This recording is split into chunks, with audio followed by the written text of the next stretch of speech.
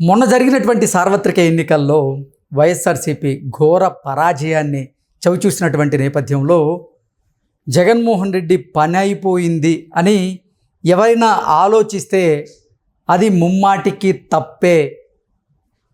జగన్మోహన్ రెడ్డి ఎత్తుగడలను జగన్మోహన్ రెడ్డి ప్రత్యర్థులు ఎవరైతే ఉన్నారో వారు అంచనా వేయడంలో విఫలమవుతూ ఉన్నారు.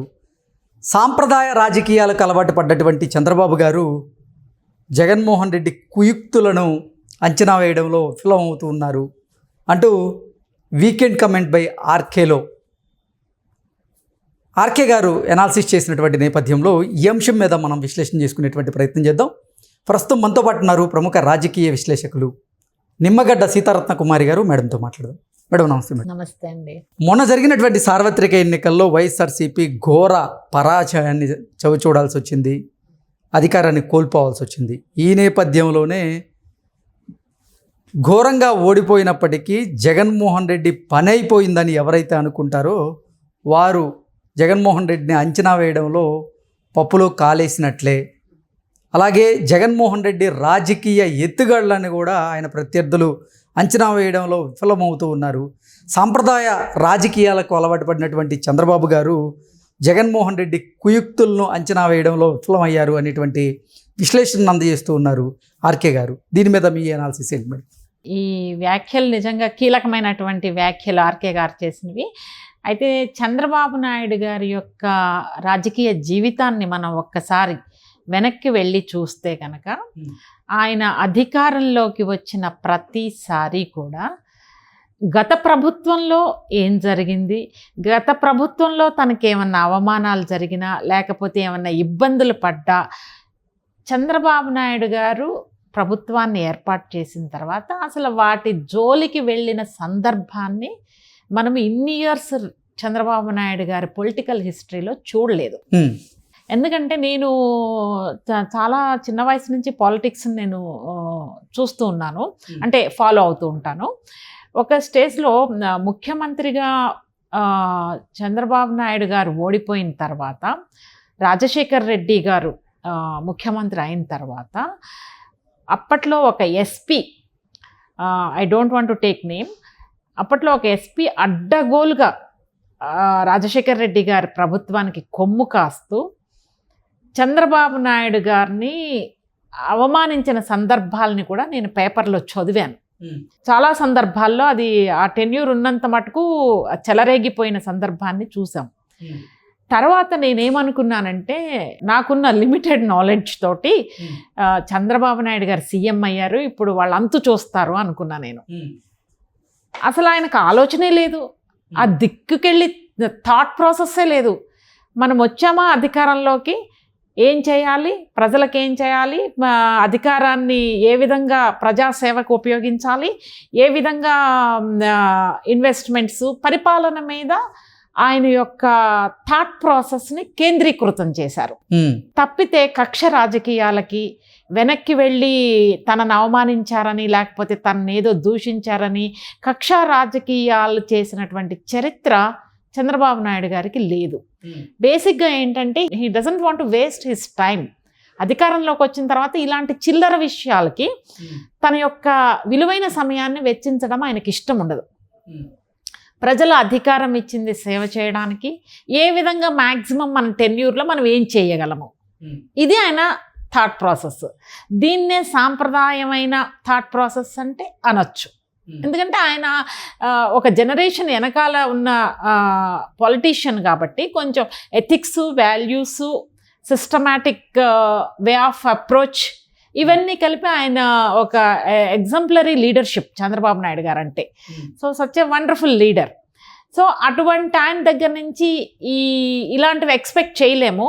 కానీ మారుతున్న రాజకీయాల దృష్ట్యా ఎస్పెషల్లీ రాజశేఖర్ రెడ్డి గారు వచ్చిన తర్వాత ఆయన కూడా ఇంత దారుణంగా లేరు, కానీ ఆయన కొడుకు జగన్మోహన్ రెడ్డి గారు వచ్చిన తర్వాత దుర్మార్గమైనటువంటి రాజకీయం ఆంధ్రప్రదేశ్ ముఖ చిత్రంపై ఆవిష్కృతమైంది. అసలు అధికారం వస్తే ఇంత దుర్వినియోగం చేయవచ్చా, ఇంత అరాచకం చేయొచ్చా, ఇంతగా అపోజిషన్ పార్టీని ఇబ్బంది పెట్టచ్చా అంటే అభివృద్ధిని గాలి కొదిలేసి డెవలప్మెంట్ని పక్కన పెట్టేసి ప్రజలకి సేవ చేయాలి అనేది పూర్తిగా మర్చిపోయి కక్షా రాజకీయాలకి తెర తీసినటువంటి చరిత్ర జగన్మోహన్ రెడ్డి గారిది.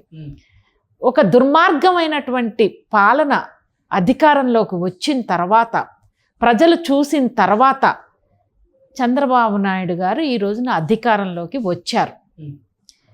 ఇటువంటి సమయంలో చంద్రబాబు నాయుడు గారు ఆయన స్వతహాగా రాజకీయం, తన టైం వాల్యుబుల్, నేను వేస్ట్ చేసుకోకూడదు, ప్రజలకి సేవ చేయాలి, ప్రజలను అభివృద్ధి పరచాలి, అమరావతి కట్టాలి, పోలవరం ప్రాజెక్ట్ కంప్లీట్ చేయాలి. Yes, they are all fine. But ప్రజలు మీకు ఓటు వేసింది ఎందుకో తెలుసా? ఒక రాక్షస పరిపాలన నుంచి మీరు విముక్తి తీసుకొస్తారని.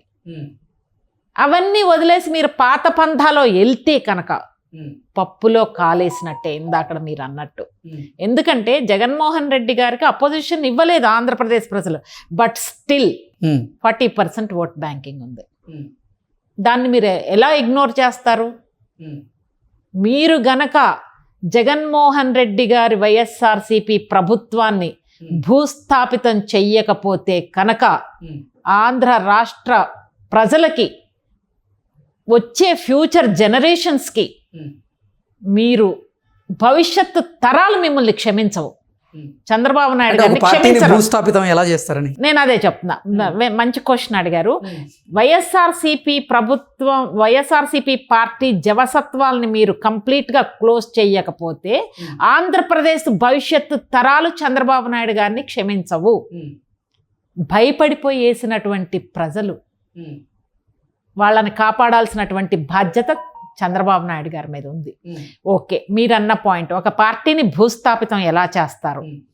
ఇట్స్ నాట్ పాసిబుల్ ఎవరికైనా కూడా. ఈరోజు తెలంగాణలో టీడీపీని భూస్థాపితం చేయాలని కేసీఆర్ జగన్మోహన్ రెడ్డి అయ్యిందా? 40 సంవత్సరాల సుదీర్ఘమైనటువంటి చరిత్ర ఉన్నటువంటి తెలుగుదేశం పార్టీని భూస్థాపితం చేద్దామని ప్రయత్నం చేశారు. అందుకే ప్రజలు జగన్మోహన్ రెడ్డికి బుద్ధి చెప్పారు అంటూ కొంతమంది టీడీపీ నాయకులే జగన్మోహన్ రెడ్డి మీద ఇటువంటి వ్యాఖ్యలు చేస్తూ ఉంటే, మరి ఇప్పుడు చంద్రబాబు సేమ్ అదే పంతాలో వెళ్తే ఇక చంద్రబాబు గారి మీద ఆ ప్రజల్లో ఎటువంటి అభిప్రాయం వచ్చే అవకాశం? అదే అంటున్నా, ఒక పార్టీని ఎవరు భూస్థాపితం చేయలేరు.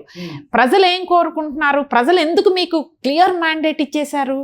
ఒక రాక్షస పాలన నుంచి మీరు రక్షిస్తారని. అది కదా మీకు, నాకు తెలిసి అందరూ కూడా మూకుమ్మడిగా సైలెంట్ ఓటింగ్ వేసేశారు. వేయబట్టే మీకు ఇది వచ్చింది. ఏం కోరుకుంటున్నారు ప్రజలు మీ దగ్గర నుంచి? ఓకే, మీకున్న హిస్టరీని బట్టి ప్రజలు మీ దగ్గర నుంచి అభివృద్ధి కోరుకుంటారు, ఎంప్లాయ్మెంట్ జనరేషన్ కోరుకుంటారు, సంక్షేమం కోరుకుంటారు, అన్నీ కోరుకుంటారు. మీకు ఆ చరిత్ర ఉంది కాబట్టి. But at the same time మేము కల్లో గంజో తాగి బతుకుతాం, కానీ మమ్మల్ని వైఎస్ఆర్సీపీ నుంచి రక్షించండి. అది మెయిన్ ఎజెండా, అక్కడ ఉన్నటువంటి ఆంధ్రప్రదేశ్ ప్రజల యొక్క మెయిన్ ఎజెండా. పార్టీని భూస్థాపితం అంటే ఎవ్వరు చేయలేరు, నేను ఒప్పుకుంటా. టీడీపీని చేద్దాం అనుకున్నారు తెలంగాణలో, చేసిన కేసీఆర్ గారు ఏమయ్యారో ప్రజలందరికీ తెలుసు. సో అది పక్కన. అంటే 2019లో అసలు తెలుగుదేశం పార్టీకి 23 స్థానాలు వస్తేనే ఇక జగన్మోహన్ రెడ్డి తెలుగుదేశం పార్టీని భూస్థాపితం చేస్తాడు అనేటువంటి వార్తలు మనం చూసాం, విన్నాము.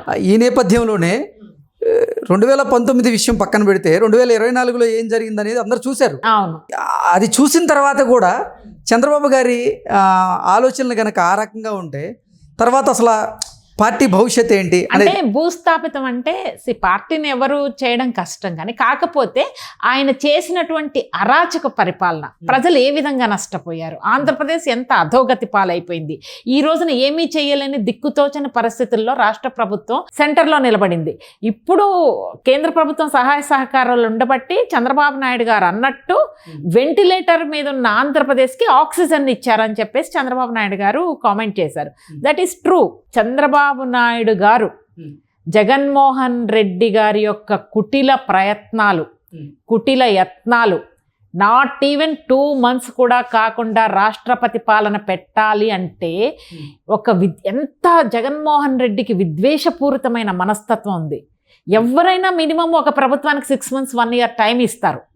అది కూడా ఇవ్వకుండా, నాట్ ఈవెన్ 2 months కంప్లీట్ అవ్వకుండా రాష్ట్రపతి పాలన విధించాలి. దేశ రాజధాని ఢిల్లీలోకి వెళ్ళి ఆంధ్ర రాష్ట్ర ప్రభుత్వానికి ప్రతిష్ట మంటగలిపే విధంగా మీరు చేస్తున్న విధానం మీ యొక్క ఆంధ్రప్రదేశ్లో ప్రభుత్వ మార్పిడి జరిగి 50 రోజులు కూడా పూర్తిగా నేపథ్యంలోనే ఏంటి మేడం అసలు జగన్మోహన్ రెడ్డి రాజకీయ ఎత్తుగడలను అంచనా వేయడంలో ఇప్పుడు ఆయన ప్రత్యర్థులు ఎవరైతే ఉన్నారో వారు విఫలమయ్యారా? అయితే ఇక్కడ జగన్మోహన్ రెడ్డి గారిని అంచనా వేయడంలో కొంచెం 10 స్టెప్స్ అహెడ్ ఉండాలి. ఎందుకనంటే దాదాపు ఇప్పుడు చూస్తే కనుక 50 రోజుల పరిపాలనలో 36 హత్యలు జరిగినాయి అని చెప్పేసి ఒక అబద్ధపు ప్రచారాన్ని ఢిల్లీ నడివీధుల్లో చెప్పాలనే ప్రయత్నం చేసినటువంటి కుటిల యత్నాన్ని, దాని వెనకాల ఉన్నటువంటి అజెండా ఏదైతే ఉందో జగన్మోహన్ రెడ్డి గారికి, అంటే అతను వ్యూహం ఏంటి, ఎగ్జాక్ట్లీ 5 హత్యలు జరిగిన చోట 36 అని చెప్పి అది దేశ రాజధాని ఢిల్లీ నడివీధుల్లో దాన్ని ఎక్స్పోజ్ చేయడం చూస్తే, ఈ 5 హత్యల్లో 4 అసలు టీడీపీ వాళ్ళనే చంపారంట. టీడీపీ వాళ్ళనే, అంటే విపరీతమైన అబద్ధాన్ని విష ప్రచారంగా ప్రచారం చేసి చంద్రబాబు నాయుడు గారి ప్రతిష్టని, ఆంధ్రప్రదేశ్ ప్రతిష్టని, తద్వారా వచ్చే ఇన్వెస్ట్మెంట్స్ని అన్నిటినీ కూడా భగ్నం చేయాలనే ఒక రాజకీయ కక్షపూరిత దురుద్దేశమైన కుట్రని చంద్రబాబు నాయుడు గారు గ్రహించి దానికి ఆయన ఏ విధమైనటువంటి నిర్ణయాలు తీసుకుంటారనేది ఇప్పుడు మనం చూడాలి.